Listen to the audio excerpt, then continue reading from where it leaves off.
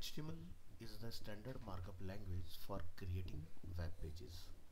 देखिए, वेबसाइट्स जो भी आप लोग विजिट करते हैं लाइक फ्लिपकार्ट, अमेज़ॉन, ठीक है, इसका जो स्ट्रक्चर लिखा जाता है, जो बेस होता है, वो होता है HTML। इसको लेमन लैंग्वेज में अगर हम लोग समझें, आप ऐसा समझिए कि लेट्स से आपके पास एक वीडियो अवेलेबल है कंप्यूटर में, बट आप उसको किस तरह से एक्सपीरियंस करोगे, किसी प्लेयर के थ्रू, है ना। जैसे VLC प्लेयर हो सकता है, विंडो मीडिया प्लेयर हो सकता है। इन द सेम वे, अगर आपने कोई वेबसाइट को डिज़ाइन किया है तो उसको ब्राउज़र में देखने के लिए, पब्लिश करने के लिए आपको HTML की रिक्वायरमेंट होती है, ठीक है।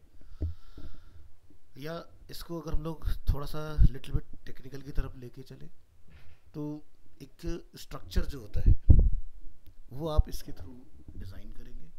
स्टाइलिंग का जो पार्ट होता है वो CSS के थ्रू होता है। अगर हम लोग ह्यूमन बॉडी से एक इंस्पिरेशन लें तो जो हमारा स्केलेटन है दैट इज़ HTML, और उसके ऊपर जो भी आप मास मसल्स देखते हैं वो सब क्या है, CSS, ठीक है। तो HTML से कुछ डिज़ाइन नहीं होता है, HTML से स्ट्रक्चर बिल्ड होता है, बट जिसका लुक एंड फील, जो इसका अपीयरेंस आप लोग देख रहे हैं, ये सब आपका CSS और जावास्क्रिप्ट से अचीव होता है। लाइक अगर हम लोग यहाँ पर कोई स्लाइडिंग देख रहे हैं इस तरह से, ये जावास्क्रिप्ट है। ड्रॉप डाउन्स फंक्शन कर रहे हैं, ये सब आपका पार्ट जावास्क्रिप्ट के थ्रू होगा। अगर कोई यूज़र लॉगिन साइन अप करता है यहाँ पर और कोई एरर जनरेट होता है तो ये पार्ट भी आपका जावास्क्रिप्ट होता है, ठीक है। तो स्टेप बाय स्टेप समझते हैं चीज़ों को। HTML stand for hypertext markup language. This is a full form of HTML। HTML is the standard markup language for creating web pages. देखिए, किसी भी तरह की टेक्नोलॉजी में वेबसाइट को बनाया जाए, लेकिन ब्राउज़र में देखने के लिए हमें HTML की ही रिक्वायरमेंट होगी, ठीक है।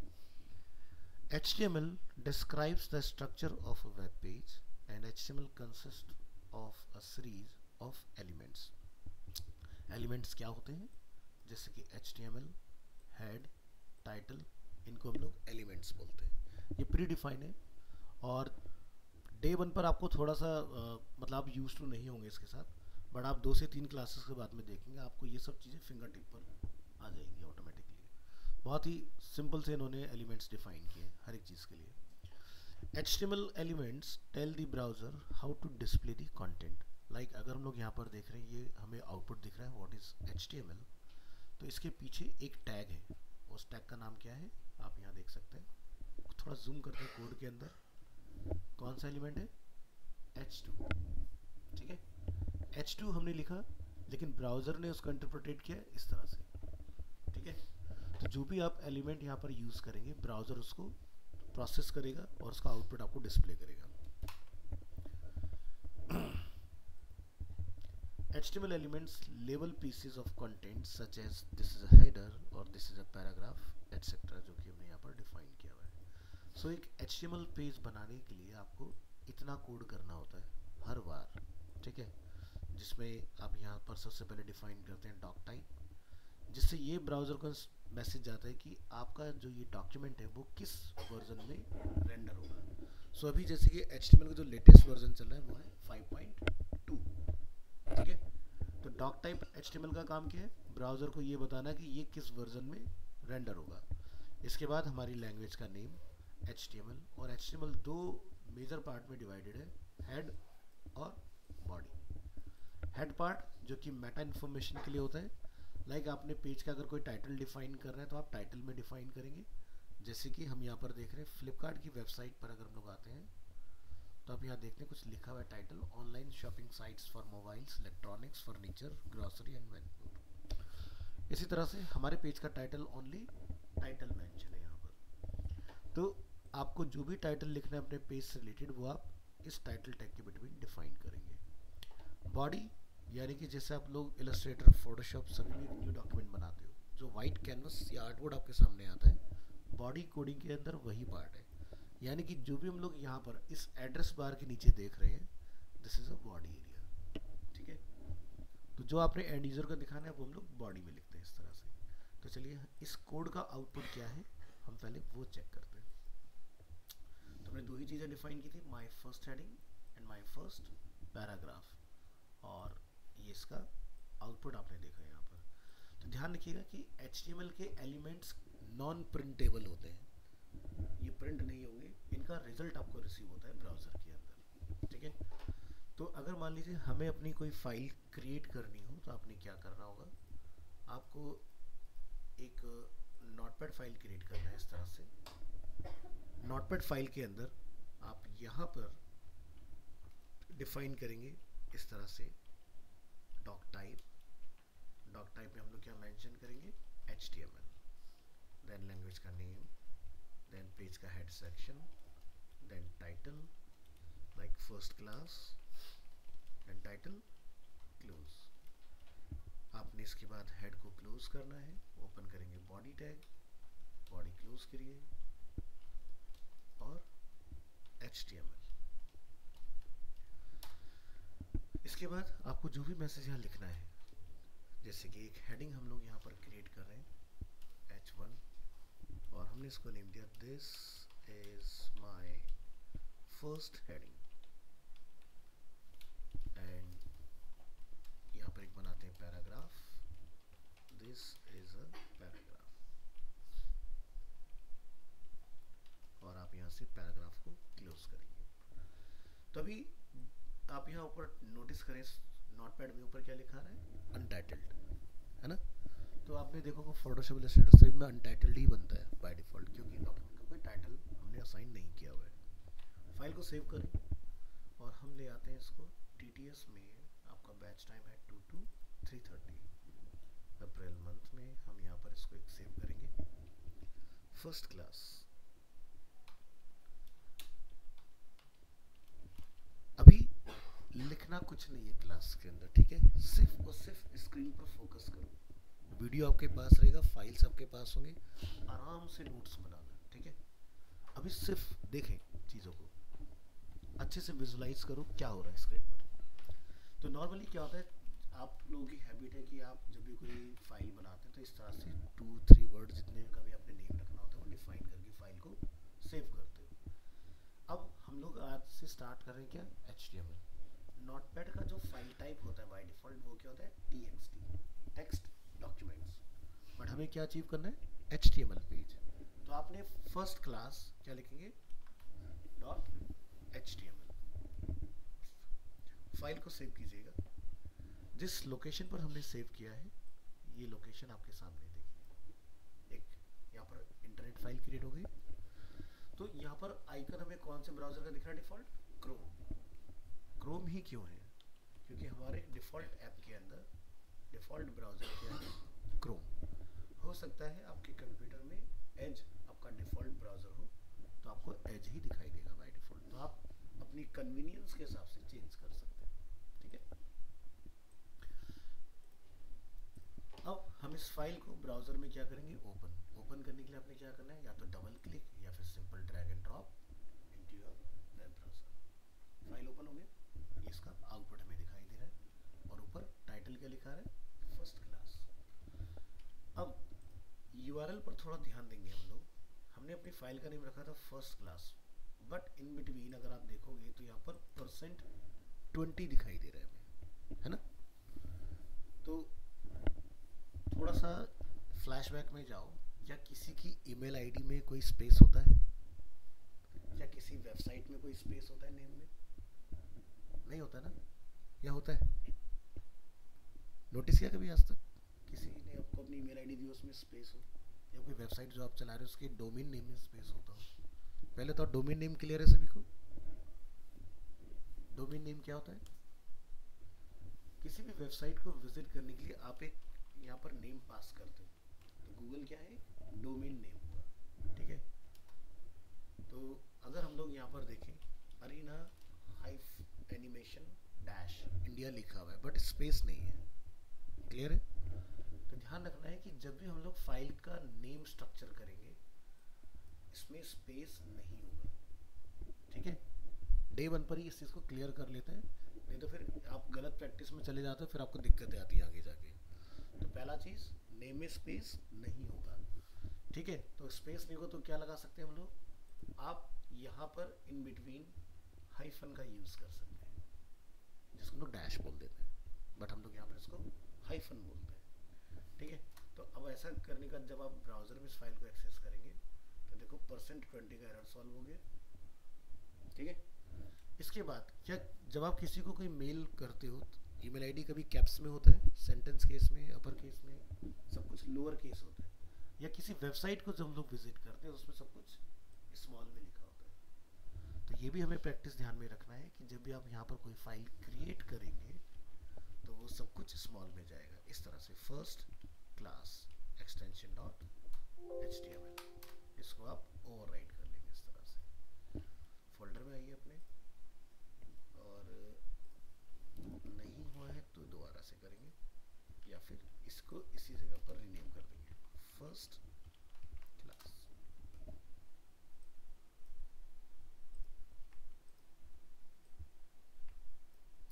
तो इस तरह से अपने अपनी फाइल का नेम रखना है। ब्राउज़र में आप इसको यहाँ रीलोड करेंगे या फिर अगेन रीओपन कर लेंगे। रीओपन करने के लिए डबल क्लिक या ड्रैग एंड ड्रॉप। तो यहाँ देखिए इस तरह से आपकी फाइल का नेम का आपने स्ट्रक्चर करना है। अब कोई अगर आपका फाइल का नेम काफ़ी बड़ा है, ठीक है, तो इसके लिए हम लोग एक एग्जांपल देखेंगे, जैसे कि ANI न्यूज़। न्यूज़ में आप देखते हो कि काफ़ी लेंथी टाइटल होते हैं, जैसे कि यहाँ पर हम लोग देख रहे हैं, ठीक है। या जैसे गुजरात का हम लोग एक एग्जांपल लेंगे तो ऊपर देख रहे हैं टाइटल कितना बड़ा है न्यूज़ का, ये नेम है। तो पूरे इसमें URL में अगर आप ध्यान से देखेंगे तो हाइफन का इस्तेमाल है, ना कि अंडरस्कोर का, है ना। क्योंकि अगर आप डैश लगा के कोई URL लिखते हैं तो ये क्या होता है, सर्च फ्रेंडली होता है। अगर आपने अंडरस्कोर लगा दी तो गूगल का जो एल्गोरिदम है, जो बॉट है, वो उसको समझ नहीं पाता है, फिर तो आपका फाइल नेम वर्क नहीं करेगा आपके लिए। तो इस चीज़ का अपने ध्यान रखना है। फाइल का नेम आप कितना भी बड़ा रख सकते हो, चॉइस आपकी है, बट जो भी हम लोग नेम रखें वो सर्च फ्रेंडली होना चाहिए। तो कुछ बेसिक चीज़ें क्लियर हुई। फाइल का नेम स्मॉल में, अगर एक से ज़्यादा वर्ड का अगर हम लोग नेम डिफाइन करें तो इन बिटवीन क्या रखना है, डैश या हाइफन। इसके बाद आप अपने कोड को यहाँ पर इस तरह से क्लियरिटी ज़रूर देंगे, ताकि बहुत अच्छे से आपको पता चले कि डॉक टाइप ओपन हुआ या नहीं, उसका HTML स्टार्ट और क्लोज हो रहा है कि नहीं, देन हेड, देन बॉडी, इस तरह से। नेक्स्ट, अगर हम पेज में हेड को डिफाइन ना करें तो क्या होगा।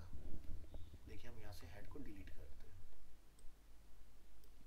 हमने यहाँ से किया कट। ब्राउजर में अगर आप रिलोड करेंगे, जो भी आपकी फाइल का नेम होगा वही आपको टैब पर रिटर्न आएगा, ठीक है। ऐसा नहीं कि फाइल नहीं काम करेगी, फाइल काम करेगी, बट टाइटल नहीं होगा। उस केस में फाइल का नेम आपको अपने टैब के नेम के रिप्लेसमेंट में रिसीव होगा।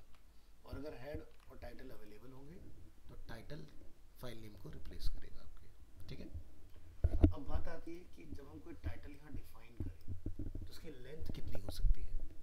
लेंथ ध्यान रखना 60 characters including white space. White space मतलब जब आप कोई टाइटल लिख रहे हो तो उसके नेम में स्पेस हो सकता है, तो वो आप लिख सकते हो। अगर आपका 60 कैरेक्टर से बियॉन्ड होगा तब क्या होगा, जैसे आप देख रहे हो ग्रॉसरी के बाद टैब पर देखो ट्रिपल डॉट दिखाई दे रहा है आपको ऊपर, दोबारा देखिए जहाँ मेरा माउस है, ग्रॉसरी के बाद क्या है, triple dot.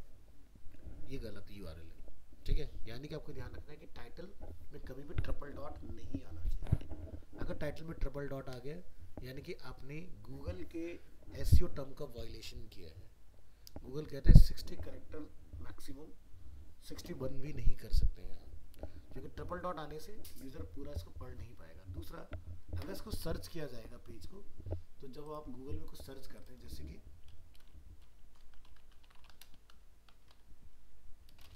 Institute near me, तो जैसे आप देख रहे हैं यहाँ पर 20+ एनिमेशन ट्रेनिंग इंस्टीट्यूट इन कासगंज एग्जाम्पल के तौर पर, तो क्या यहाँ पर कोई ट्रिपल डॉट दिखाई दे रहा है आपको, नहीं है ना। तो यानी कि 60 कैरेक्टर की लिमिट के अंदर है। अगर इससे बियॉन्ड होगा तो यहाँ पर भी ट्रिपल डॉट आपको देखने को मिलेगा, ठीक है। जैसे कि यहाँ पर देखिए एग्जाम्पल दिखाई दे रहा है। तो जब सर्च में पूरा टाइटल लिखा हुआ नहीं आएगा तो फायदा क्या है ना। तो ये सब चीज़ें ये नोट करने वाली चीज़ें जो मैं बता रहा हूँ आपको, ठीक है। वैसे तो मेरा वीडियो पे रिकॉर्ड हो रहा है सब, बट आप इसको ध्यान रखिए। तो पेज कैसे बनेगा, क्लियर हो गया। अब मान लीजिए कि आपने अपनी फाइल बनाई, ओपन की और क्लोज कर दिया, उसके बाद आप इसको रीओपन कैसे करेंगे? देखो दो तरीके हैं, या तो अपनी फाइल के ऊपर राइट क्लिक, ओपन विद, और यहाँ से आप नोटपैड चूज करेंगे। अदरवाइज नोटपैड आप यहाँ से फ्रेश ब्लैंक एक ओपन करिए और इस फाइल को ड्रैग एंड ड्रॉप कर दीजिए इस तरह से।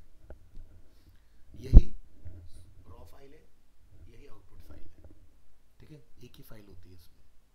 आउटपुट देखने के लिए डबल क्लिक करो, ब्राउजर में ओपन हो जाएगा, और अगर एडिट करना है तो उसी को नोटपैड पर ड्रैग एंड ड्रॉप।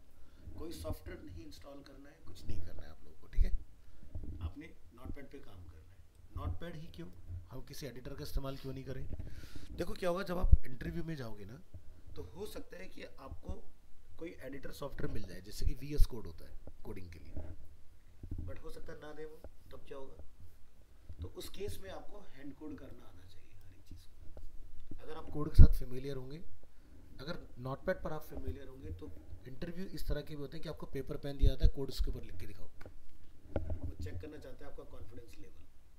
तो अगर आपको नोटपैड पे लिखना था तो आप पेपर पेन से उठा के लिख दोगे, आपको दिक्कत नहीं आएगी। बट VS कोड जिसको आता होगा वो फंस जाएगा, क्योंकि अगर डायरेक्ट अपनी जर्नी VS कोड से हम लोग शुरू करेंगे तब आपको ये नहीं पता होगा कि बेसिकली शुरुआत कहाँ से करें, क्योंकि बच्चे पूरा वेबसाइट डिजाइनिंग डेवलपमेंट सीखने का बॉयलर प्लेट ही भूल जाते हैं कि लिखना क्या है, और यही सबसे इंपॉर्टेंट पार्ट है, ठीक है। तो आपने क्या ध्यान रखना है, जितनी बार भी आप HTML का पेज बनाएंगे, ये पार्ट आपको हर बार डिक्लेयर करना होगा, और जब आप एक्सपर्ट हो जाए, ठीक है, फिर आपको लिखना नहीं है, फिर आप इस फाइल को सेव एज करेंगे। बट जब तक आपको एक एक लाइन इसकी याद ना हो जाए, तब तक आपने हर बार लिखना है, ठीक है। मेरे ख्याल से 1 घंटे में आप इसको सीख जाते हो। Doc type, HTML head, flow है एक, वो फ्लो पकड़ के काम कीजिए, सीख जाते हो। अब यहाँ से एक इंटरव्यू क्वेश्चन आप लोगों से कई बार पूछा था इंटरव्यू में, टाइप्स ऑफ फाइल फॉर्मेट कितने होते हैं, ठीक है। तो टाइप्स ऑफ फाइल फॉर्मेट यानी कि हर एक सॉफ्टवेयर का अपना एक नेटिव फाइल फॉर्मेट होता है। जैसे कि फोटोशॉप पढ़ गया तो क्या होता है PSD, इलस्ट्रेटर AI, InDesign क्या होता है INDD, हर एक सॉफ्टवेयर का अपना अपना एक एक्सटेंशन होता है। यही होता है आपका नेटिव। और दूसरा होता है जेनरिक, जहाँ पर आप लोग सेव एज, एक्सपोर्ट उस तरह से चूज करते हो। तो इंटरव्यूअर आपसे ये जानना चाहते हैं कि आपको क्या फॉर्मेट की कैटेगरी पता है या नहीं। अदरवाइज जैसे आप लोग DCC पढ़ रहे हो तो 200-300 एक्सटेंशन तो हो ही जाएंगे, और आप लगे हो बताने में उसको कि फोटोशॉप में इतने, फिर उसके बाद इलस्ट्रेटर में। तो कैटेगराइज करो नेटिव और जेनरिक। नेटिव जो एप्लीकेशन का डिफ़ॉल्ट होता है, जैसे फोटोशॉप में कई बार हम लोग बहुत जल्दी में काम कर रहे थे, तो डॉक्यूमेंट जैसे अनटाइटल्ड 1 है तो .psd बन जाएगा ऑटोमेटिक, है ना। तो अगर मैंने यहाँ पर नोटपैड में .html लिखा है, तो ये क्या है, नेटिव या जेनरिक? नहीं, ये जेनरिक है। नेटिव तो ये हुआ ना txt, जेनरिक अगेन समझो जिसको एक्सपोर्ट या सेव एज में चेंज किया जाता है। आगे बढ़ेंगे, चलिए। तो जो भी हम लोगों ने यहाँ पर लाइंस लिखे, इसका एक एक का मतलब समझेंगे। The doc type HTML declaration define that this document is an HTML5 document. HTML element is the root element of an HTML page. Head element contains meta information about the HTML page. Meta information like page का title, आगे जाके आप इसमें Meta information में और क्या क्या डालेंगे, keywords, descriptions. Next title, title element specifies a title for the HTML page which is shown in the browser's title bar or in the pages tab, top में जो होता है। Body element define the document's body and is a container for all the visible content such as heading, paragraphs, images, hyperlinks, table, list, etc. H1 element define a large heading and P element defines a paragraph. So जितना भी हम लोगों ने यहाँ पर use किया element, हर एक का एक्सप्लेनेशन यहाँ पर अवेलेबल है। Next, what is an HTML element? An HTML element is defined by a start tag in between some content and an end tag. So tag name like ये paragraph भी हो सकता है, हेडिंग भी हो सकता है, जो भी मैसेज आप इसमें लिखना चाहते हैं वो आप यहाँ डिफाइन करेंगे और उसको क्लोज करेंगे। तो क्लोज करने का तरीका क्या है, जैसे हम लोग अगर इंग्लिश में लिख रहे होते हैं तो हम लोग सेंटेंस को जहाँ पर ओवर करते हैं वहाँ पर क्या करते हैं, फुल स्टॉप लगा देते हैं। तो यहाँ पर कोडिंग की लाइन को टर्मिनेट करने के लिए HTML में आपको फॉरवर्ड स्लैश का यूज़ करना है, यानी कि जो भी टैग का नेम है, एलिमेंट का नेम है, उसी एलिमेंट के नेम में आपने फॉरवर्ड स्लैश लगा दें, तो ये टैग का जो इम्पैक्ट होगा यहाँ से यहाँ तक ही रहेगा सिर्फ। The HTML element is everything from start tag to end tag. So h1 this is a header और हमने इसको यहाँ पर टर्मिनेट किया इस तरह से। In the same way this is a paragraph, paragraph open and close. तो स्टार्ट टैग कुछ इस तरह से दिखाई देते हैं, कंटेंट जो भी आप लिखना चाहें, और क्लोजिंग इसकी कुछ इस तरह से होगी। कुछ टैग ऐसे हैं या हम कह सकते हैं कि 100% में से 5% टैग्स आपको ऐसे मिलेंगे जो क्लोज नहीं होते, ना तो उसमें कोई एलिमेंट कंटेंट होगा, ना ही उनका कोई एंड टैग आपको देखने के लिए मिलेगा। सो एग्जांपल के लिए हम लोग यहाँ पर क्या देख रहे हैं, B R stand for break.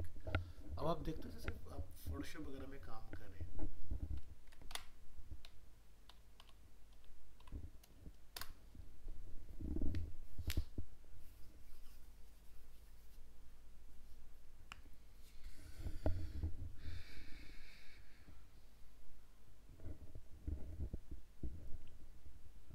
एक न्यू डॉक्यूमेंट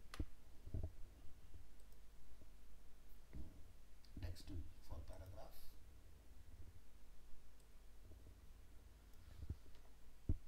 और यहाँ पर हमने कुछ इस तरह से मैसेज लिख लेना अपना,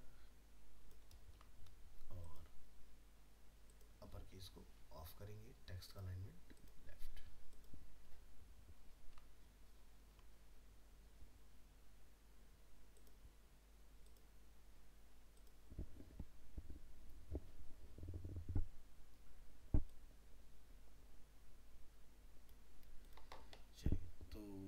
कुछ लाइंस में यहाँ से रिमूव कर देता हूँ स्पेस मेंटेन करने के लिए। अब मान लीजिए कि आपको इस पैराग्राफ में कहीं पर एंटर करना हो, ठीक है, मुझे यहाँ से इसको ब्रेक करके न्यू लाइन में लेके जाना है। तो ये जो काम अभी हम लोगों ने यहाँ पर एंटर की हेल्प से किया है, यही काम आप कोडिंग में पैराग्राफ के अंदर बी आर एलिमेंट की हेल्प से करेंगे, ठीक है। तो ट्राई करके देख सकते हैं इसको। कॉपी, ये हमारी नोटपैड फाइल है, यहाँ पर हम कुछ इस तरह से डिफाइन कर लेते हैं अपना टेक्स्ट। तो फोटोशॉप का एंटर आप यहाँ देख सकते हैं, हमने इस जगह पर पुट किया था, बट ये एंटर कंसिडर नहीं किया जाएगा आउटपुट में। ब्राउजर में इस फाइल को ओपन करेंगे, तो देखिए क्या कोई एंटर आपको दिखाई दे रहा है इसमें? नहीं है ना, ध्यान से देखिए, मल्टीलाइन कर देते हैं टेक्स्ट को, पूरा एक ही पैराग्राफ हमें दिखाई दे रहा है। हम इसकी एक कॉपी और बना लेते हैं इस तरह से। अब आप देखेंगे आउटपुट में आपको दो पैराग्राफ डिफरेंट डिफरेंट देखने के लिए मिल रहे हैं, है ना। बट मैं चाहता हूँ कि इस पॉइंट से ब्रेक हो जाए, तो इसके लिए हमें क्या लिखना है, बी आर ब्रेक। तो ये लाइन को ब्रेक करेगा फर्स्ट पैराग्राफ के अंदर, समझ आया? तो यहाँ पर जो भी काम होगा वो किसी एलिमेंट्स के थ्रू होगा, कोड के थ्रू होगा, ठीक है। अब फोटोशॉप में जो हमने अभी काम किया, यहाँ पर ये जो लाइन हमारा यहाँ से शुरू है, इसने ब्रेक नहीं किया, इसने क्या करा, एक नया पैराग्राफ बना दिया। कैसे समझ में आएगा? देखो यहाँ पर आपका पैराग्राफ टूल दिया हुआ है, आप इसमें आइए। मैं यहाँ पर लाइन के शुरुआत में या एंड में कुछ गैप रखना चाहता हूँ, जैसे कि 40 पिक्सल।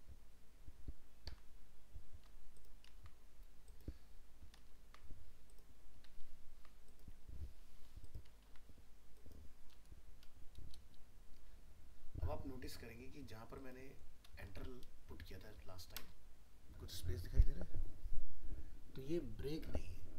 फोटोशॉप में क्या है, एक नया पैराग्राफ क्रिएट हुआ है। तो फोटोशॉप में ब्रेक कैसे किया जाए? तो फोटोशॉप में ब्रेक करने का तरीका होता है शिफ्ट बी आर, इसको बोलते हैं सॉफ्ट एंटर, ठीक है। तब आपका ये काम होगा, एंटर से नया पैराग्राफ बनता है। तो यही काम हम लोगों ने कोडिंग में समझा है कि बी आर किस तरह से वर्क करता है हमारे लिए।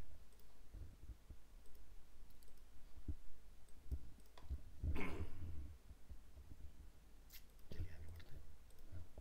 तो ये बात क्लियर हो अच्छे से, कोई कंफ्यूजन यहाँ तक? Some HTML elements have no content like the BR element. These elements are called empty elements. इस तरह से। So empty elements do not have an end tag, क्योंकि इसमें कुछ कंटेंट होगा नहीं। जब हम लोग इन बिटवीन कुछ कंटेंट नहीं करते, तो आपका टैग इसी तरह से स्टार्ट करके छोड़ छोड़ना होता है आपको। बात करते हैं web browsers. Purpose of a web browser like Chrome, Edge, Firefox, Safari, Opera is to read HTML document and display them correctly. A browser does not display the HTML tag but uses them to determine how to display the document. तो जैसे कि आप यहाँ देख सकते हैं, इस file में हमने बॉडी, H1, पैराग्राफ, इन सभी का यूज़ किया, बट इनमें से कोई भी टैग हमारा आउटपुट में प्रिंट नहीं हो रहा है। ओनली क्या डिस्प्ले हो रहा है हमें? रिजल्ट। ठीक है। तो HTML पेज का स्ट्रक्चर किस तरह से होता है? एक स्ट्रक्चर हम लोग यहाँ समझते हैं इसका। Below is a visualisation of an HTML page structure. तो शुरुआत होगी आपकी अपनी लैंग्वेज से, जो कि रूट लैंग्वेज है अपनी। देन पेज का एक इम्पोर्टेंट सेक्शन हेड, जिसमें लोग टाइटल को कंटेन करते हैं, और नेक्स्ट इम्पोर्टेंट सेक्शन क्या होता है? बॉडी, जिसके साथ यूजर इंटरेक्ट होता है ना। तो ये हमारा कुछ पेज का इस तरह से स्ट्रक्चर होता है, इस तरह से। So the content inside the body section will be displayed in a browser. The content inside the title will be shown in the browser's title bar or in the pages tab. तो ये भी tab mode में है और ये भी आपका window mode में है, इस तरह से अगर हम लोग अलग कर लेते हैं तो। बात करेंगे HTML की हिस्ट्री के बारे में।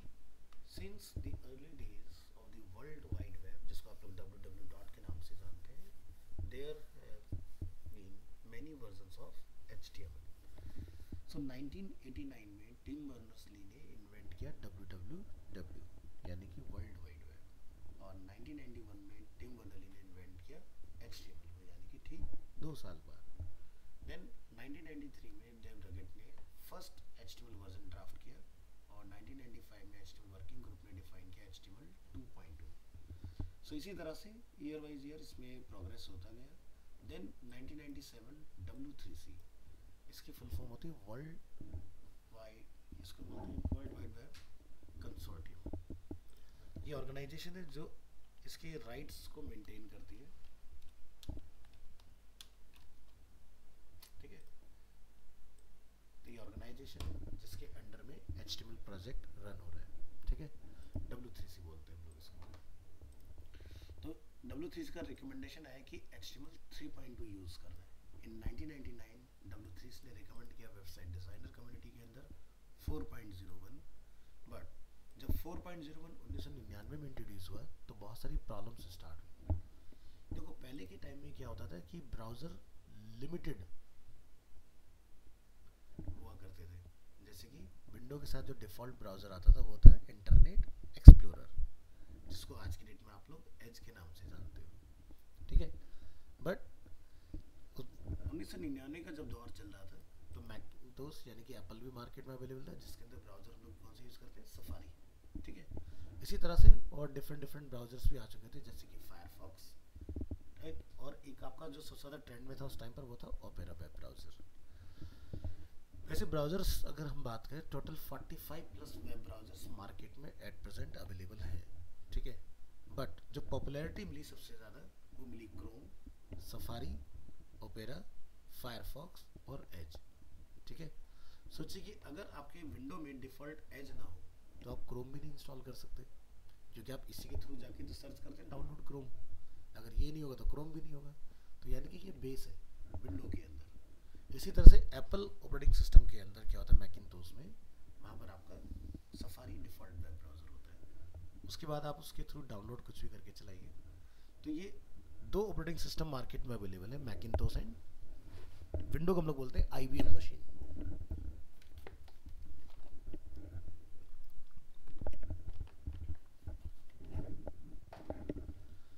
1999 में जब आपका W3C ने रिकमेंड किया 4.01, तो वेबसाइट डिज़ाइनर डेवलपर कम्युनिटी के अंदर ये नाइटमेयर के अलावा और कुछ नहीं था। क्योंकि आप कोड जो भी कर रहे हो ब्राउज़र में सब में अलग अलग रिजल्ट थे उसके, यानी कि इंटरनेट एक्सप्लोरर कुछ अलग ही रिजल्ट उसका डिस्प्ले कर रहे हैं, सफारी कुछ डिफरेंट दिखा रहे हैं। तो W3C ने ठीक 1 साल के बाद इंट्रोड्यूस किया ईयर 2000 में XHTML, extensible hypertext markup language. और इसके लाने के बाद में प्रॉब्लम हमारी सॉल्व होगी, यानी कि सभी ब्राउज़र पे हमें एक जैसा रिजल्ट देखने के लिए मिला। देन 2000 से लेकर 2008 के बीच में कुछ नहीं हुआ, और 2008 में आपका HTML5 का फर्स्ट पब्लिक ड्राफ्ट यानी कि बीटा फेज इंट्रोड्यूस हुआ, यानी कि जो आज की डेट में 2025 में आप लोग सीखने जा रहे हैं, ठीक है, वो आपका ईयर 2008 में इंट्रोड्यूस किया गया था, ठीक है। और इसमें भी अगेन बहुत सारी प्रॉब्लम्स थी कि हर एक ब्राउज़र में सपोर्ट जो था वो नहीं हुआ था HTML5 का।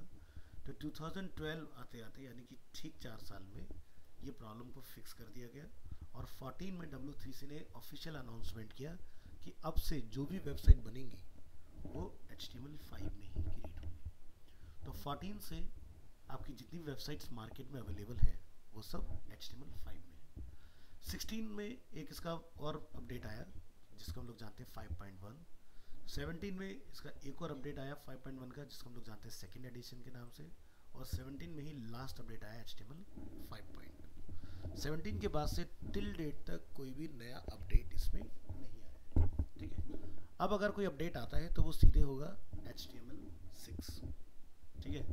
वैसे अभी इसकी दूर दूर तक कोई उम्मीद नहीं है।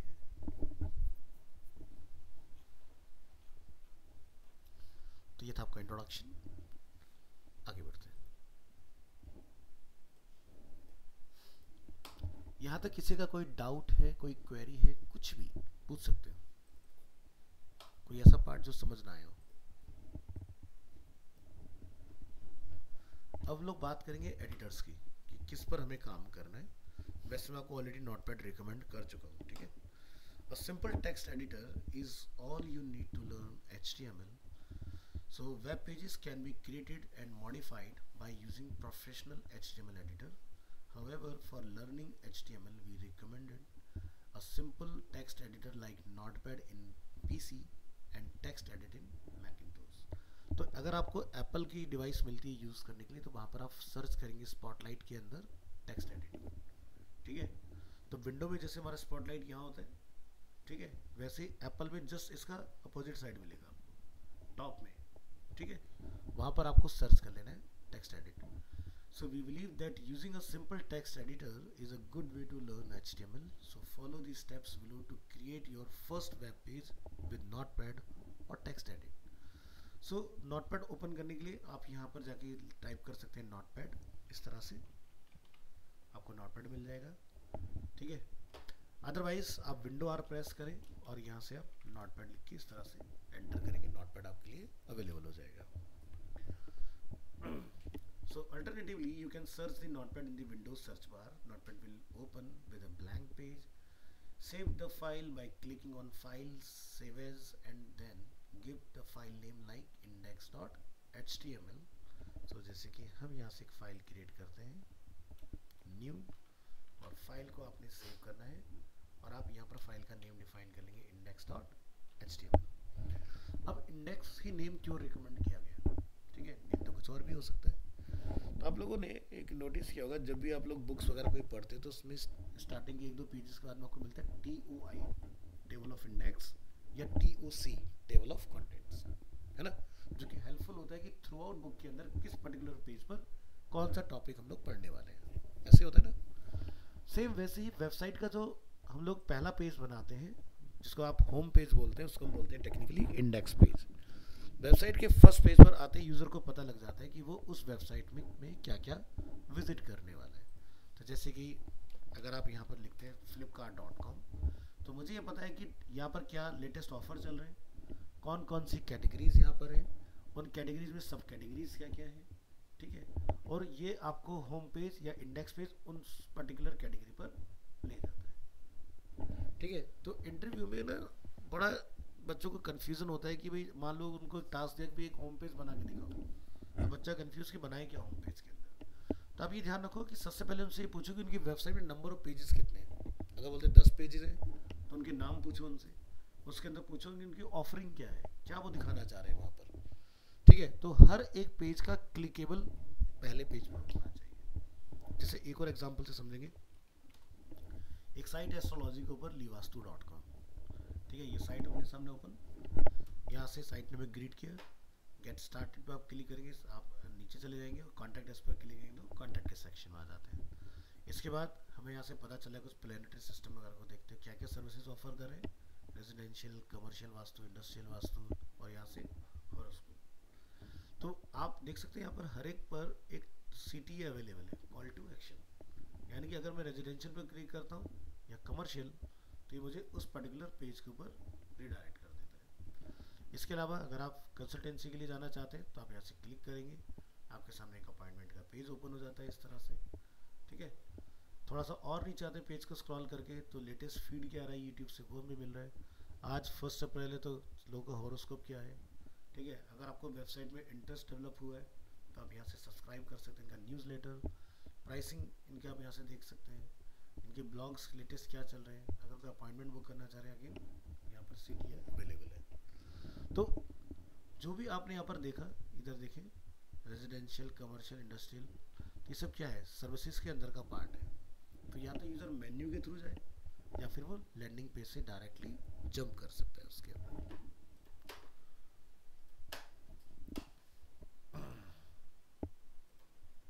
तो इंडेक्स का पर्पस क्लियर हुआ। तो वेबसाइट का जो फर्स्ट पेज होगा जिसको आप चाहते हो कि सबसे पहले ओपन हो, उसका नेम क्या होना चाहिए, इंडेक्स। ठीक है, and save it in a folder on your computer. Make sure to save the file with a .html extension. ये प्रैक्टिस मैं आपको ऑलरेडी करा चुका हूँ, फर्स्ट क्लास .html आपको पता है। Now you have created your first web page with notepad. ठीक है, अगर हम लोग बात करते हैं यहाँ पर टेक्स्ट एडिट मैक की, तो मैक के अंदर भी आपको सेम प्रोसेस फॉलो करना है। आप इस तरह से अपना जो भी लिखना चाहते हैं वो डिफाइन करें मैसेज। उसके बाद में नोटपैड का लुक एंड फील कुछ इस तरह से होता है।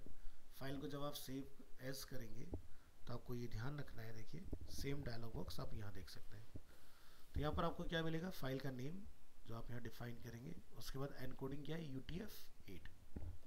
यही एनकोडिंग हमें ये समझिए कि बेनिफिट देती है कि लाइक आपको कोई इमोजीज में ऐड करना है कोड के अंदर, कोई स्पेशल कैरेक्टर आपने लेके आना है, तो वो सारी चीज़ें आप यहाँ पर यूज़ कर सकते हो।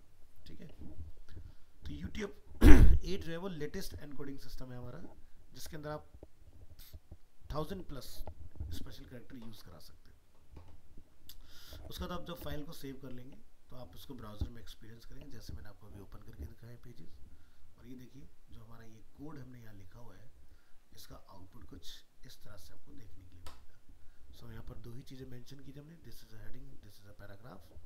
ये आप देख सकते हैं यहाँ पर अवेलेबल है। अब यहाँ से किसी लाइव वेबसाइट का मुझे अगर कोड देखना हो तो कैसे देख सकते हैं, आपने प्रेस करना है Ctrl+U, तो आप सीधे कोड देख सकते हो कि उस पेज को बनाने के लिए क्या कोड लिखा गया है ना। तो अगर हम गूगल चलाते हैं तो आप देख सकते हैं गूगल को बनाने के लिए क्या कोड लिखा हुआ है। और यहाँ से लाइन रैपिंग हम लोग ऑन कर लेते हैं। अभी देखो सिर्फ गूगल को बनाने के लिए इतना कोड लिखा हुआ है ना।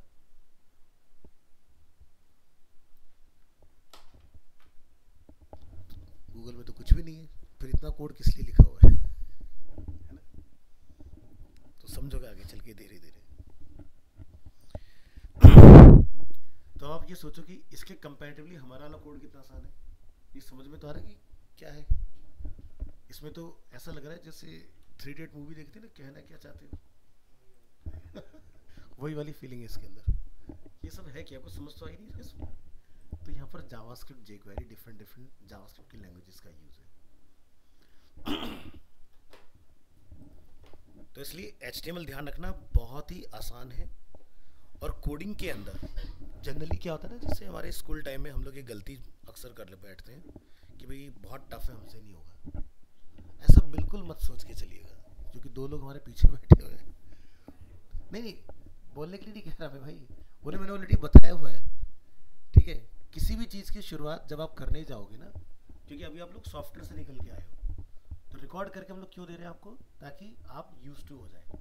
क्योंकि ये मैं 100% बोल रहा हूँ, आप यहाँ से निकल के घर तक जाओगे आधी चीज़ें भूल जाओगे कि क्या लिखा था इसके लिए।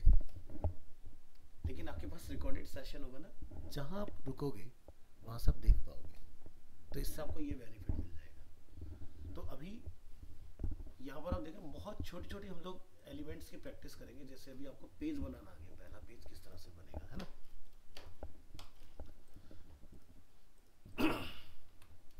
और 2 से 3 क्लास में आप यूज टू हो जाएंगे इसके साथ, मैक्सिमम से ज़्यादा टाइम नहीं लगता। बेसिक को फिर से रिपीट करेंगे हम लोग। HTML documents, all HTML documents must start with a document type declaration, doc type HTML। अब ये ध्यान रखना है कि इसको पूरे पेज में हमें ओनली सिंगल टाइम और वो भी टॉप में यूज करना है। The HTML document itself begin with HTML and end with HTML. The visible part of the HTML document is body and body close। तो जो भी आप एलिमेंट्स यहाँ यूज करेंगे जो कंटेनिंग है वो पेयर में आते हैं, यानी कि अगर आप HTML लिख रहे हैं तो क्लोजिंग भी साथ ही साथ करते चले। जब एक्सपर्ट हो जाओगे फिर आपको सब याद रहता है कि मुझे कब ओपन करना है कब क्लोज करना है, लेकिन अभी आप लोग बिगिनर से बिल्कुल, तो आप ध्यान रखेंगे पेयर पहले बना के चले। HTML लिखा तो क्लोजिंग भी साथ साथ, बॉडी बनाया क्लोजिंग साथ साथ, हेडिंग बनाया क्लोजिंग साथ साथ, देन इन बिटवीन जो भी आप लिखना चाहते हैं वो बाद में डिफाइन करेंगे। ये इसका आउटपुट आ गया इस तरह से। The doc type declaration represents the document type and helps browser to display web page correctly, कि आपको किस वर्जन में पेज को दिखाना है। It must only appear once at the top of the page before any HTML tags. जैसे कि आप यहाँ देख सकते हैं सबसे टॉप में डॉक टाइप डिफाइन है अपना। Next, doc type declaration is not case sensitive. आप इसको कैपिटल में, स्मॉल में, किसी में भी लिख सकते हो। The doc type declaration for HTML5 is this. 5 में सबसे आसान है। अगर हम लोग बात करते हैं HTML4 या उससे लोअर वर्जन का तो उसमें बहुत लेंदी लिखना होता था। 5 के अंदर उन्होंने बिल्कुल स्क्रैप किया कोड को, सिंपल इतना बताओ डॉक टाइप और HTML लिख दीजिए, 5 की फाइल आपकी बनके तैयार हो गई। नेक्स्ट बात करेंगे headings. HTML headings are defined with the H1 to H6 tags.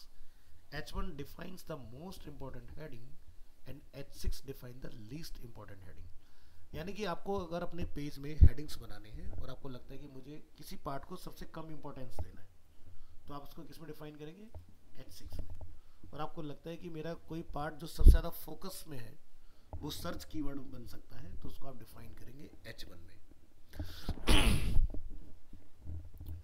Example देखेंगे, H1 सबसे लार्जर साइज प्रोड्यूस करता है और H6 सबसे स्मॉलर साइज प्रोड्यूस करेगा। ये आप इसका कोड देख सकते हैं, ठीक है, 1 से लेके 6 तक। तो 6 क्या है? सबसे स्मॉलेस्ट। आप सोचें कि 7 भी अगर लिख दें तो क्या आउटपुट आएगा? मैं आपको दिखा देता हूँ करके, कोई आउटपुट नहीं आएगा, ऐसा कुछ होता ही नहीं।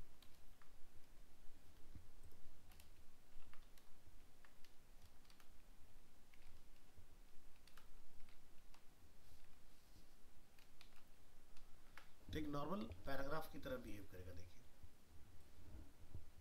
स्टाइल से आउट हो गया ना। तो 6 तक ही टैग्स होते हैं, 7 जैसी कोई चीज नहीं है।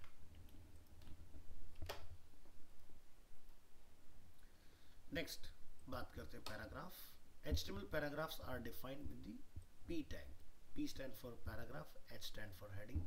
तो आपके लिए याद करना बहुत आसान हो जाएगा कि किसके लिए क्या सा टैग इस्तेमाल होगा। तो पैराग्राफ अगर ने इस तरह से 2 डिफाइन किए हुए, तो आपने नोटिस किया था हेडिंग के केस में कि जितनी भी हेडिंग्स हमने डिफाइन की सभी ने एक न्यू लाइन में और अपना रिजल्ट डिस्प्ले किया। तो इस तरह से जो भी एलिमेंट्स नई लाइन ऑटोमेटिकली क्रिएट करते हैं उनको हम बोलते हैं ब्लॉक एलिमेंट। ऐसे देखिए पैराग्राफ भी दोनों अलग अलग लाइन में डिस्प्ले हो रहे हैं, तो ये ब्लॉक एलिमेंट हुआ। नेक्स्ट लिंक्स की बात करते हैं। अगर आपको कोई लिंक डिफाइन करना है तो उसके लिए आपने ए टैग का इस्तेमाल करना है। तो हमने जैसे यहाँ पर डिफाइन किया ए इज अ एलिमेंट, जिसको हमने क्लोज किया। ए के बिटवीन हमने यहाँ पर मैसेज लिखा है विजिट गूगल। तो ब्राउजर में जो यूजर विजिट गूगल को क्लिक करेगा इस तरह से, तो अपना गूगल का पेज ओपन होगा। लेकिन पेज ओपन कैसे हो, उसके लिए हमने यहाँ पर डिफाइन किया था HREF मीन्स हाइपर रेफरेंस। तो यहाँ पर आप जो भी लिंक अपना डिफाइन करना चाहें डिफाइन कर सकते हैं, ठीक है। तो हमने गूगल ओपन कराना है इसलिए गूगल का URL है। टारगेट रिजल्ट कहाँ ओपन होगा, क्या सेम विंडो में या फिर एक नए टैब में। तो ये देखिए एक नया टैब ओपन हो रहा है इस तरह से। तो नए टैब के लिए आपने क्या लिखना है, टारगेट में ब्लैंक। बाय डिफॉल्ट होता है सेल्फ, आप कुछ ना लिखें तो सेम विंडो में ओपन होता है। करके दिखाते हैं प्रैक्टिकली, Ctrl O, और यहाँ से हम लोग टारगेट को हटा देते हैं, Ctrl S, रिफ्रेश। इस बार नोटिस करिएगा सेम विंडो में ओपन होगा, है ना। तो अगर हम लोग यहाँ पे लिख देते हैं अंडरस्कोर सेल्फ, तब भी बात एक ही है, क्योंकि सेल्फ डिफॉल्ट वैल्यू होती है। तो आप यहाँ से ब्लैंक लिखते हैं तो एक नया टैब ओपन होता है।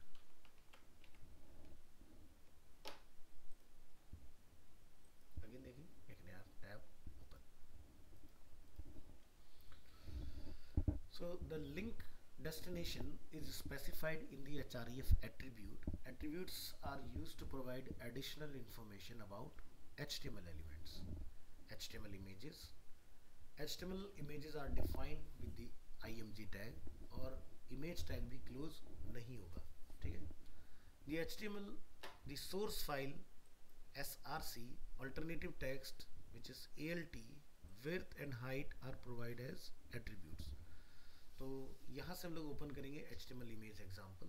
आप यहाँ देख सकते हैं एक इमेज हमारे यहाँ पर डिस्प्ले हो रहा है। इस इमेज के लिए हमने क्या लिखा है यहाँ पर, फोल्डर, और फोल्डर के अंदर हमारे पास different types of images available है इसके अंदर।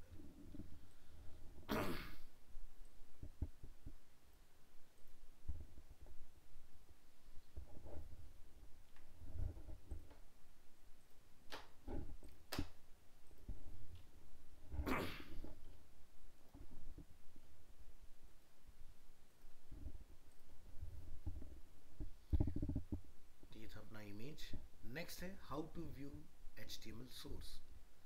सो इसके लिए आपको यूज़ करना होता है कंट्रोल यू प्रेस करेंगे तो जो मैंने आपके लिए पूरा थ्योरी लिखा है उसके लिए आप देख सकते हैं इतना कोड हमने पीछे डिफाइन किया इस तरह से 134 लाइंस का, ठीक है।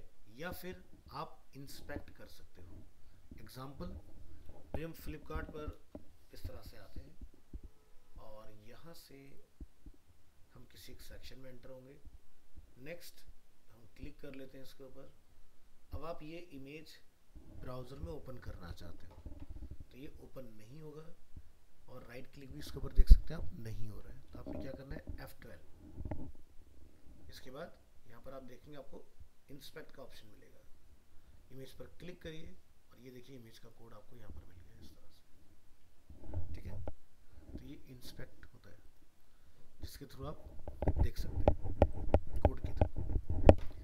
सो इंस्पेक्ट को एक्टिवेट कैसे करना था, right click on an element और a blank area and choose inspect to see what elements are made up of. तो देखिए यहाँ पर राइट क्लिक नहीं हो रहा था, लेकिन बाहर राइट क्लिक करेंगे तो हो जाएगा, और यहाँ से इंस्पेक्ट।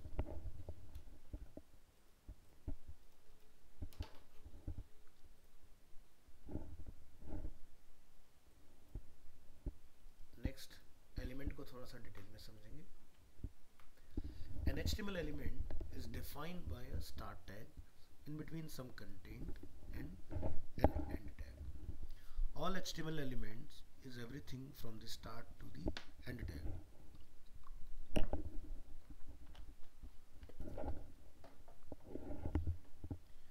So ये एक्सरसाइज हम लोग ऑलरेडी कर चुके हैं, ठीक है। ओपनिंग एंड क्लोजिंग, और कुछ टैग्स अपने पास होंगे जो नॉन कंटेनिंग होंगे। तो हम लोग यहाँ बात करेंगे nested HTML elements. HTML elements can be nested, this means that elements can contain other element. All HTML document consist of nested HTML elements. The following example contains 4 HTML element, HTML, body, H1 and P। तो देखिए parent tag कौन सा हुआ,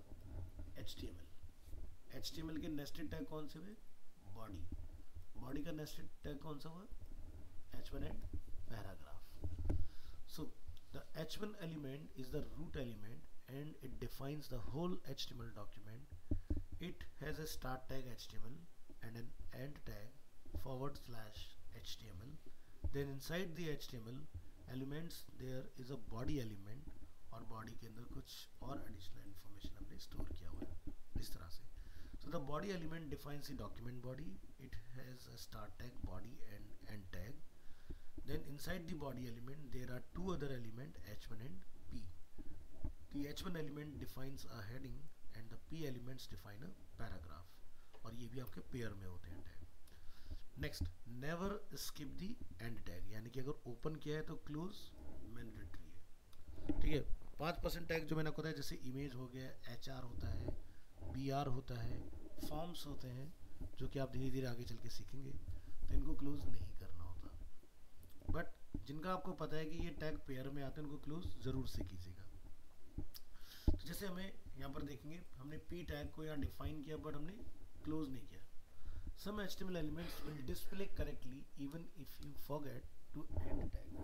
तो देखिए हमने paragraph को close नहीं किया, बट आउटपुट में दोनों फिर भी सही दिखाई दे रहे हैं हमें। ठीक है, however never rely on this, unexpected results and errors may occur if you forget the end tag।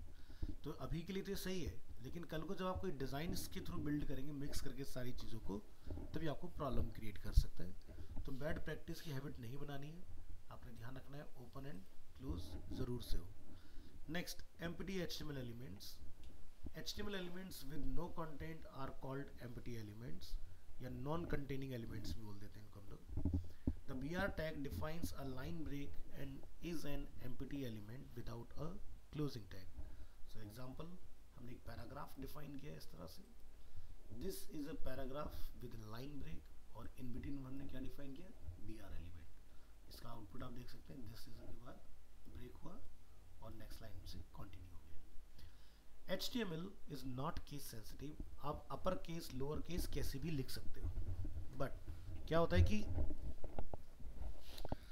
जब हम लोग अपने पेज को बनाने के बाद लाइव लेके आते हैं गूगल पर, तो वहां पर आपको इसके प्रॉब्लम्स फेस करने के लिए मिलेंगे। सो The HTML standards does not require lower tags, but W3C World Wide Web Consortium recommends lower case in HTML and demands lower case for stricter document type like XHTML।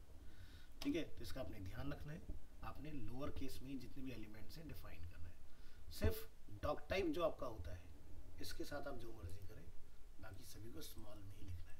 ठीक है, upper case अभी के लिए आप चलाओगे कोई problem नहीं आएगा, बट अगर आपकी हैबिट बन गई तो दिक्कत हो जाएगी। एट्रीब्यूट्स की बात करेंगे, तो अभी हम लोगों ने एक लिंक बनाया था ए टैग के अंदर, तो href यहाँ पर क्या हमारा एट्रीब्यूट।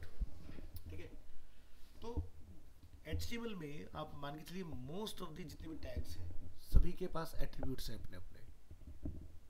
एट्रीब्यूट को अगर लेमन लैंग्वेज समझना है, जैसे आप लोग कोई डिज़ाइन बना रहे हो फोटोशॉप में और आपको टेक्स्ट की रिक्वायरमेंट है, आप क्या बनाते हो, पैराग्राफ। तो पैराग्राफ के अंदर क्या क्या एट्रीब्यूट हो सकते हैं, जैसे कि उसका अलाइनमेंट, लेफ्ट, सेंटर, राइट, या जस्टिफाई, या फिर कलर उसका एक एट्रीब्यूट हो सकता है, या फॉन्ट फैमिली उसका एक एट्रीब्यूट हो सकता है। यानी कि हम प्रॉपर्टी की बात कर रहे हैं। उसी तरह से एलिमेंट्स की भी अपनी खुद की प्रॉपर्टीज होती है, उन्हीं को हम लोग बोलते हैं एट्रीब्यूट और एट्रीब्यूट वैल्यू, कि मुझे क्या रखना है उसके अगेंस्ट। तो चलिए, HTML attributes provide additional information about HTML element। All HTML element can have attributes। Attributes provide additional information about elements। Attribute are always specified in the start tag। ध्यान रखिए, जो हमारा ओपनिंग टैग होता है उसी में ही एट्रीब्यूट होता है, क्लोजिंग में एट्रीब्यूट नहीं होता है। Attribute usually comes in name and value pairs, like name equal to value। तो name क्या है, href, full form hyper reference. Value क्या है, जिस बात को हम लोग यहाँ पर ओपन करना चाहते हैं। ठीक है, तो विजिट गूगल पर अगर यूजर टैप करते हैं तो गूगल की साइट ओपन होनी चाहिए, तो आप यहाँ देख सकते हैं गूगल अपना ओपन हो रहा है इस तरह से। नेक्स्ट, द सोर्स एट्रीब्यूट, ये आपको इमेज में देखने के लिए मिलेगा। The img tag is used to embed an image in an HTML page। The source attribute specify the path to the image to be displayed। तो यहाँ पर हमारे फोल्डर में एक इमेज अवेलेबल है img7, जो कि मैं आपको दिखा देता हूँ यहाँ पर। ये देखिए img7.jpg। तो हमने यहाँ पर अपने फोल्डर का नेम बताया हुआ है images। So images/img7, इसकी विड्थ है 300। तो आपकी इमेज इस तरह से डिस्प्ले हो रही है। अब जब हम लोग किसी इमेज टैग में इमेज को बाइंड करते हैं, तो इमेज दो तरह से आ सकती है। एक, वो किसी वेबसाइट से आप डायरेक्ट लिंक लगा सकते हो, जिसको बोलते हैं एब्सोल्यूट URL। ठीक है, तो आप यहाँ देख सकते हैं, जैसे हमने फ्लिपकार्ट से एक लिंक लिया और हमने इसको अपने कोड में कनेक्ट किया हुआ है, और यहाँ पर इसका पाथ अवेलेबल है। तो तो कैसे पता चले कि इमेज इंटरनल है या एक्सटर्नल? अगर कोई वेबसाइट से आप इमेज लगाओगे तो उसका डोमेन नेम भी आपको साथ में दिखाई देगा, ठीक है। बट अगर हम लोग ऑफलाइन कोई इमेज लगा रहे होंगे एब्सोल्यूट की जगह पर, तो वहाँ पर क्या होगा, आपको फोल्डर का नेम और इमेज का नेम दिखाई देगा। तो इस तरह के प्रोसेस को हम लोग बोलते हैं कि रिलेटिव लिंकिंग। तो यहाँ पर आप देखेंगे ये रिलेटिव यूआरएल हुआ, जहाँ पर इमेजेस स्लैश इमेज का नेम अवेलेबल होगा। बट अगर आपकी इमेज के नेम में डोमेन का नेम अवेलेबल है तो उस कंडीशन में वो क्या हुआ, एब्सोल्यूट यूआरएल यानी कि एक्सटर्नल इमेज। अब एक्सटर्नल इमेज लगाने के कुछ एडवांटेजेस और डिसएडवांटेजेस हैं, जैसे कि links to an external image that is hosted on another website example. तो external images might be under copyright.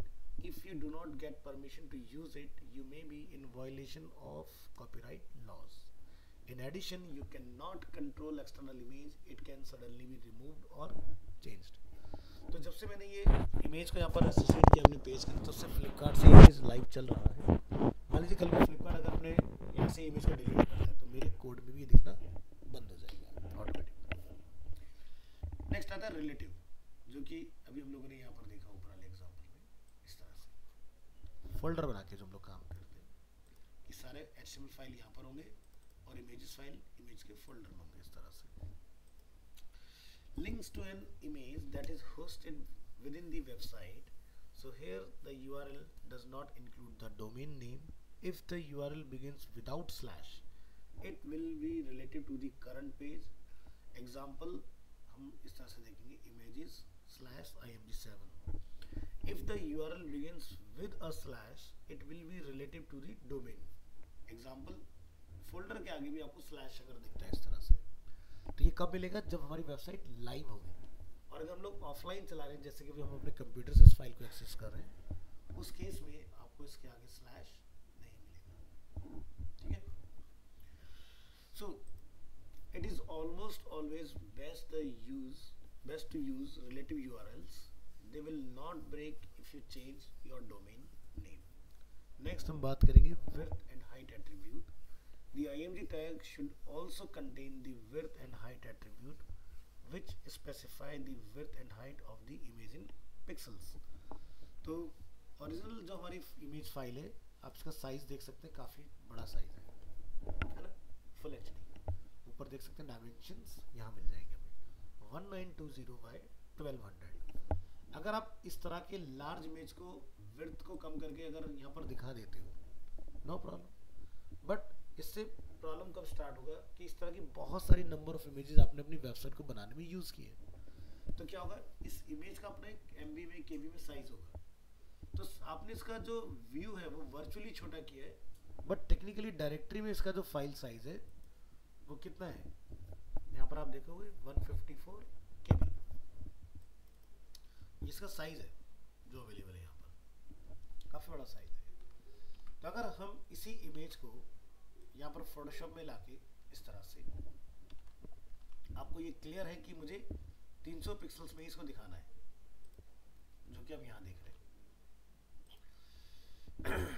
तो आप क्या करेंगे, फाइल मेन्यू में एक ऑप्शन आपको मिलता है एक्सपोर्ट, और यहाँ से हम लोग एक ऑप्शन देखते हैं save for web. Save for web के अंदर आप यहाँ से इस अपनी फाइल को करेंगे सेलेक्ट, ठीक है। तो यहाँ पर अगर आप देख रहे हो, अगर हम लोग इसको सेव फॉर वेब करते हैं और क्वालिटी इसकी चूज करते हैं मैक्सिमम, तो फाइल का साइज कितना रहा है 405.2 KB, यानी कि ओरिजिनल से भी ऊपर जा रहा है। तो क्या करें रिड्यूस करने के लिए, ऑल्ट कंट्रोल आई, हमने अपनी साइज कितना किया 300, ओके करेंगे।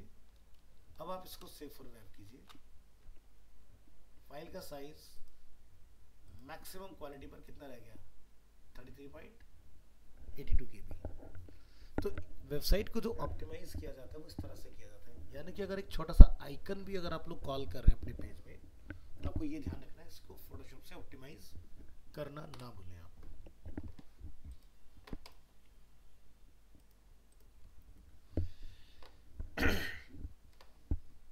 नेक्स्ट ALT एट्रीब्यूट की बात करेंगे। ALT stand for alternate source, ठीक है, alternate text. So The required ALT attribute for the image tag specifies an alternative text for an image. If the image for some reason cannot be displayed, this can be due to a slow connection or an error in the source attribute, और if the user uses a screen reader. ठीक है, तो तीन अलग अलग scenario है। तो मान लीजिए कि अगर हमारी ये इमेज है, मैं इसको इंस्पेक्ट कर लेता हूँ यहाँ पर। हो सकता है कि इमेज का लिंक डिफाइन करते वक्त कुछ मिस्टेक हो गई हमसे, हमने 7 की जगह पर 17 कर दिया। तो आप क्या देख रहे हैं यहाँ पर, क्या लिखा रहा है, फ्लावर इमेज, और ये हमने कहाँ डाला था, ALT के अंदर। यहाँ देखिए ध्यान से, ये लिखा था ना आपने। तो पहला रीजन क्या हुआ कि भाई अगर आपका URL इमेज का गलत पास हो गया तो उस केस में ALT से वो आपका डिस्प्ले हो जाएगा। दूसरा, ये कब काम करेगा कि आप किसी रिमोट एरिया में हो, एग्जाम्पल के तौर पर, जैसे कि मे भी हो सकता है कि आप शिमला हिमाचल के घूमने गए हो, वहाँ पर नेट का कनेक्शन बहुत अच्छा नहीं है। तो क्या होगा, वेब पेज का ना अपना एक रिक्वेस्ट करने का टाइम होता है। आपने एक रिक्वेस्ट भेजा google.com फॉर एग्जाम्पल, तो ऐसा नहीं है कि आपने रिक्वेस्ट कर दिया, नेट की स्पीड कम है तो वो रिक्वेस्ट करता रहेगा बार बार, उसको वो मैक्सिमम 1 या 2 मिनट चलता है, उसके बाद में स्टॉप हो जाता है, रिक्वेस्ट स्टॉप हो जाएगी आपकी। जब आपको उसका अगेंस्ट डेटा मिलेगा तो वहाँ पर गूगल का इमेज ना मिलकर आपको क्या मिलेगा, उसका ALT टेक्स्ट। अब जैसे अगर हम लोग यहाँ पर गूगल को ओपन कर लेते हैं, अगर हम लोग यहाँ राइट क्लिक करेंगे, इंस्पेक्ट करेंगे यहाँ पर,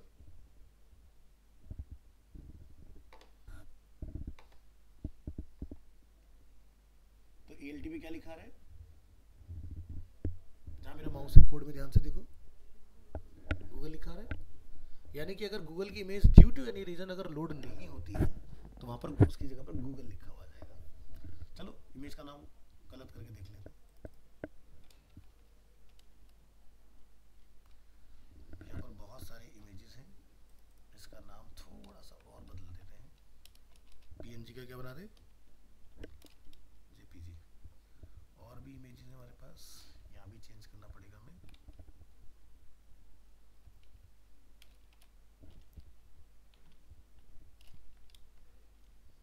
देखो क्या लिखा रहा है, गूगल, है ना। तो समझ में आ गया। तो एक तो स्लो कनेक्शन की वजह से हो सकता है ये प्रॉब्लम, या फिर आपका फाइल का नेम ही गलत पास हो गया बाय मिस्टेक एक्सीडेंटली, तो उस कंडीशन में गूगल आपको दिखाई देगा।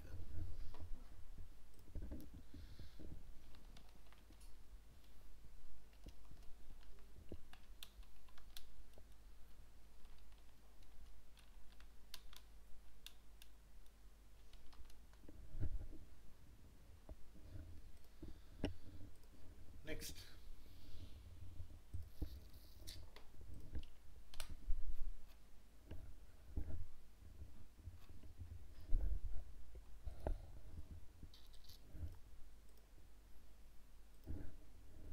एट्रीब्यूट्स।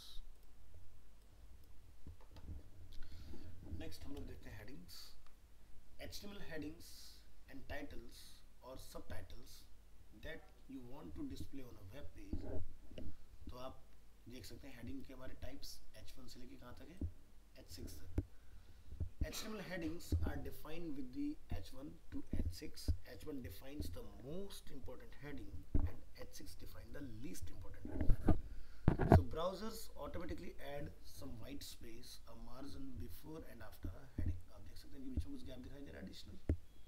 तो ये किसके थ्रू पॉसिबल हो रहा है, H1 या H2 या H3, जो भी आप टैग इस्तेमाल कर रहे हैं। अब ये स्पेस क्यों बनाता है, मार्जिन क्यों बनाता है इन बिटवीन, ताकि हेडिंग आई कैची हो, क्लियरली विजिबल हो।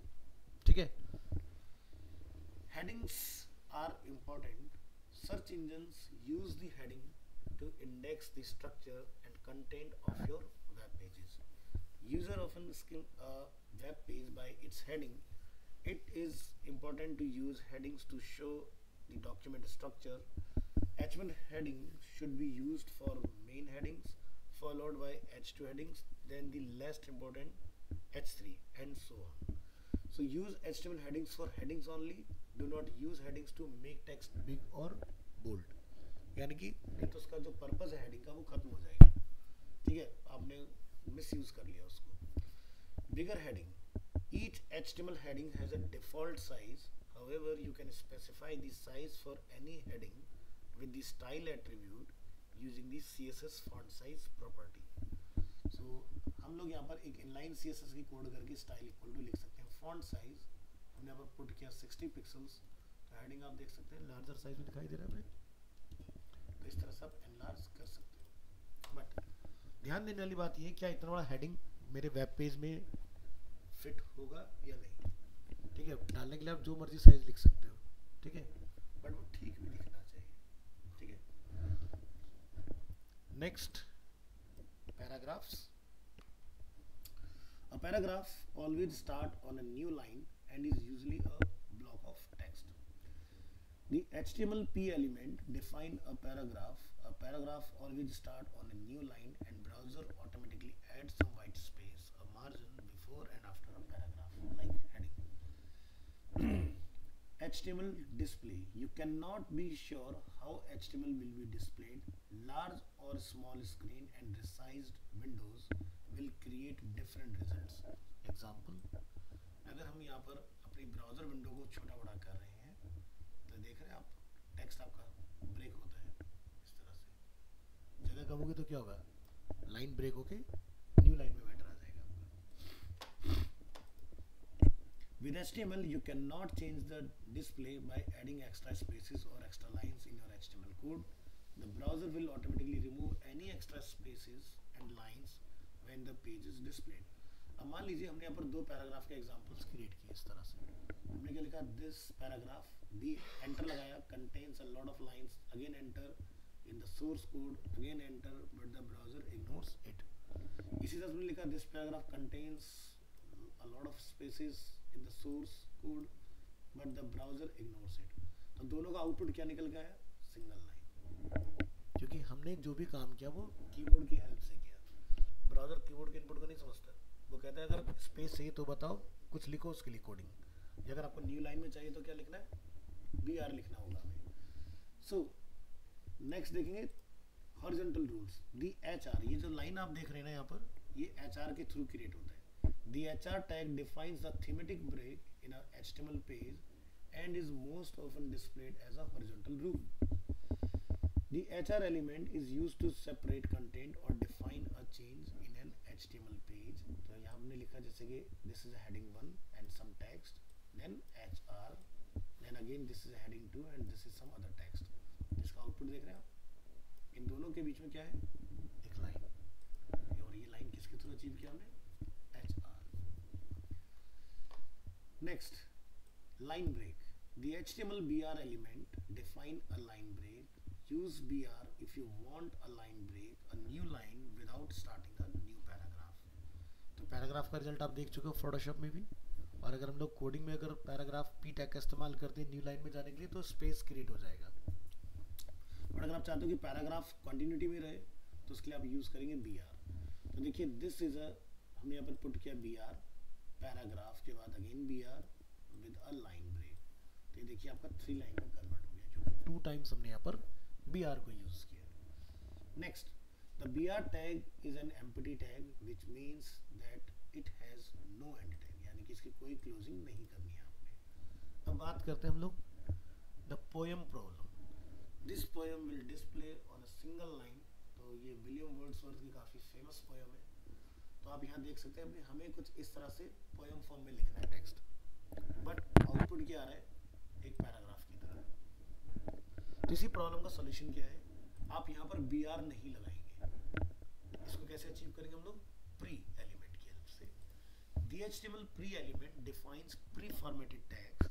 The text inside a pre element is displayed in a fixed width font using Courier and it preserves both spaces and line break. तो आप देख सकते हैं प्री में हमने सेम टेक्स्ट लिखा है, बस पैराग्राफ को प्री से रिप्लेस किया है.